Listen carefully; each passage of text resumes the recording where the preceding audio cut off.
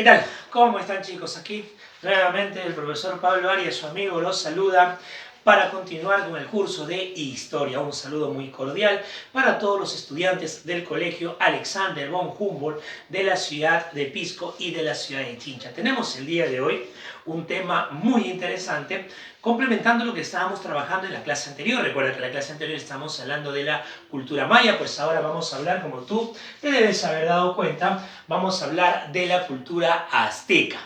Tigrecito, vamos comenzando. Aquí tenemos pues un mapa conceptual en el cual tenemos los principales puntos que vamos a hablar sobre la cultura azteca el día de hoy.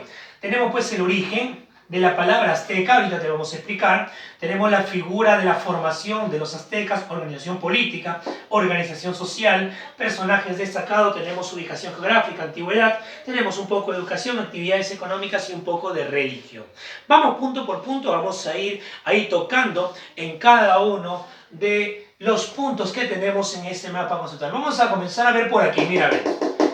¿Qué tenemos por aquí? Tigrecito, ¿de dónde surge esta palabrita cultura azteca? Primero, quiero que entiendas algo. Los aztecas no se llamaron aztecas, ni siquiera ellos mismos se llamaban aztecas. Este término aparece posterior a la caída del imperio.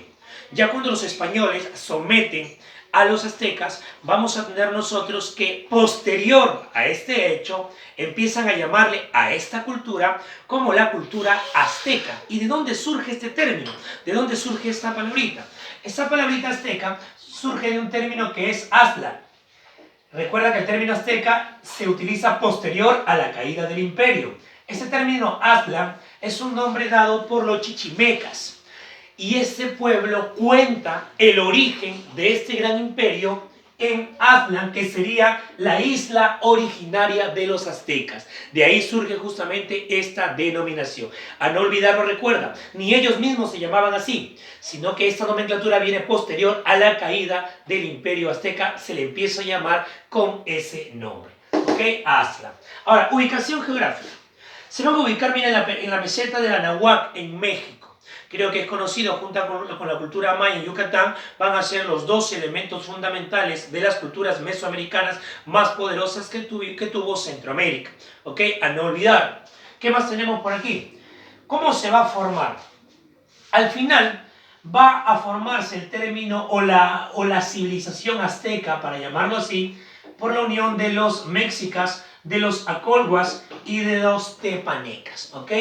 Los mexicas, los acolhuas y los tepanecas van a sumarse para fundar este gran pueblo unificado que, recuerda, será llamado azteca después de su caída. Ellos no tenían esa denominación.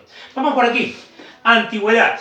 Los aztecas tuvieron ya una formación imperial, cohesión de los pueblos, a partir del año 1200 hasta el año 1519, en el cual van a ser sometidos por los españoles. Tú debes recordar, ¿no? El gran Moctezuma, por ejemplo, que es quien va a caer ante el poderío español, lo vamos a ver en la parte final del tema del día de hoy. Educación. Hablemos un poco de la educación del mundo azteca, de la cultura azteca, del imperio azteca. Primero, la educación tuvo dos etapas. Una primera etapa que era de carácter obligatorio, que se daba en casa hasta los 14 años, que estaba bajo la responsabilidad de los padres, que normalmente estaba en base a las grandes historias, consejos, aprendizaje de ellos mismos y de los abuelos. Y todo esto supervisado pues por una institución social del imperio que es el Calpuyí, que es más o menos como el Ayllu en el imperio de los incas, para que tengas una idea. Repito entonces, los aztecas tuvieron una primera etapa de educación que fue de carácter obligatorio hasta los 14 años, que se daba prácticamente en casa, bajo los consejos, enseñanzas, sabidurías que eran de los padres, incluso muchas de los abuelos. Y todo esto supervisado por el Calpuyí, que es una institución social similar a Ayllu de los incas. La segunda etapa, a los 14 años, tomaba dos caminos.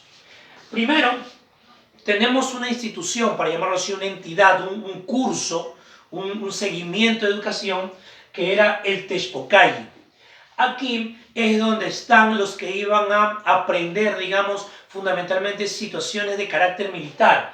Era de aspecto militar formativo, ¿no? Los grandes guerreros, los grandes generales, en palabras sencillas de entender, se formaban entonces en esta segunda etapa a partir de los 14 años. Pero había otro grupo, los Calquemac, por ejemplo, la institución, el Calquemac, en la cual estudiaban, por ejemplo, escritura, estudiaban astronomía, estudiaban liderazgo. Entonces van a estudiar una coyuntura un poquito más social e intelectual.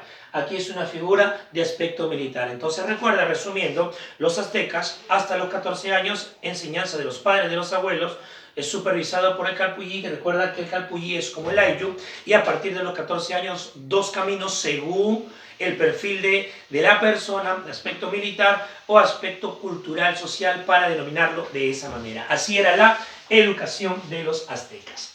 Actividades económicas. Fundamentalmente el trabajo en la tierra, la agricultura, el excedente de producción, muchas veces en el intercambio comercial, lo que podríamos denominar comercio. Fueron las dos actividades principales que tuvieron los aztecas. Ahora, otro tipo de actividades culturales. Tenemos pues la figura en arquitectura, también de formas piramidales, por ejemplo, muy similar a los mayas, aunque tal vez con un menor nivel, una menor jerarquía. Dentro de algunas características en actividades que tenían, tenemos por ejemplo también los sacrificios humanos, normalmente a una deidad, no exactamente para castigo, principalmente hacia una deidad también característica de este pueblo guerrero de los aztecas. Vamos por aquí. La organización política. ¿Cómo era la organización política de los aztecas? Tigrecito. La organización política, primero vamos a entender que no fue totalmente unificada, no fue centralizado el poder, sino se va a presentar bajo el poderío de 3 ciudades que son Texcoco, Tlacopan y Tenochtitlán, teniendo un poco más de protagonismo Tenochtitlán. Entonces, fusión de estas 3 regiones para formar una cohesión política, pero que no estaba exactamente unificado en el aspecto político, no estaba exactamente unificado el poder en alguien o en una entidad, sino estaba diversificado, en este caso, en estas 3 regiones, teniendo un poco de protagonismo Tenochtitlán. Ahora, eso es en el aspecto político, pero donde sí había una jerarquía social, y esto, digamos que emanaba un poco, influenciaba un poco en el aspecto político, es el aspecto social, porque en el aspecto social sí estaba jerarquizado, y obviamente el de alto nivel tenía cierto poder político, pero no pertenecía a una institución política. A eso es a lo que me refiero. No había una cohesión política, no había alguien que realmente mandaba, sino era alguien que tenía jerarquía social y lo hacía tener influencia de carácter político. Vamos a ver la sociedad ya que te he tocado el tema. Por ejemplo, mira, los sacerdotes, estado teocrático, pero un teocrático militar, por aquí están los militares. Sacerdotes eran autoridad, tenían poder, tenían arraigo, los sacerdotes. Los jefes militares tenían una denominación, se llamaba el tecutli. Era un jefe militar que también tenía arraigo, también era de respeto y también tenía poder en la sociedad. Los militares, un estado medianamente teocrático militar, el que tenían los aztecas. ¿Qué más tenemos? Tlatoani, por ejemplo, era un soberano, parte de una estructura fundamentalmente militar, que era el jefe de una región, de un valle, de un sector grande, amplio. Esa es la figura del Tlatoani. Tengo a los comerciantes. Los comerciantes eran llamados pochtecas. Eran personas, parte del pueblo, pero que tenían un beneficio principalmente económico, justamente por la actividad que tenían. Y este beneficio económico, o mejor dicho, poder económico, hacía que tengan arraigo, que tengan influencia, que haya respeto de muchos en el pueblo por ellos. Esa es la figura del posteca, que eran los comerciantes. Los hombres libres. Tigrecito, un hombre libre, para que podamos entenderlo, era como el pueblo actual de cualquier país, casi, o sea, el de clase media baja, digamos. Porque el de media alta tiene cierto poderío económico. Clase media baja, un poblador común, un ciudadano, un hombre libre, que trabajaba al día a día tal vez. Entonces esa es la característica para que puedas entender lo que era un hombre libre en el imperio azteca. Y luego tengo los prisioneros de guerra, bastante similar a los esclavos, aunque muchos de estos prisioneros de guerra en un momento trataban de hacer determinados trabajos para el amo, para el dueño, buscando comprar su libertad. Los prisioneros de guerra. Bien, muchachos, ahora vamos por aquí. Vamos con los dioses. Vamos un poco a hablar de religión. Primero, religión politeísta. Varios dioses. Vamos a tener que destacaban por aquí, mira, algunos. Tengo, por ejemplo, Coatlicue. Era el Pachacamac, digamos, de los aztecas. Coatlicue era el dios de la tierra. El dios de la tierra. Ahora, un dios principal, mira por aquí, tengo a Huitzilopochtli. Este dios era un dios, el dios de la guerra, y era tal vez el dios principal o uno de los dioses principales que tuvieron los aztecas. A no olvidarlo, ¿ah? Tengo aquí, mira, Tlaloc, el dios de las lluvias, el Pariacaca, digamos, de los aztecas. Tlaloc. Aquí, el más conocido, yo sé que a este sí lo has escuchado, el Quetzalcóatl. Tigre, este dios Quetzalcóatl era el dios de la sabiduría, de la escritura, el dios del calendario, era un dios que era una especie de serpiente alada, era la forma que tenía Quetzalcóatl. Tengo a Xipe-Totec, es el dios de la fecundidad, el dios fecundador, un dios también muy importante y muy peculiar que tuvieron los aztecas. Ahora, tigrecito, mira, tengo aquí los dos últimos que son bastante curiosos.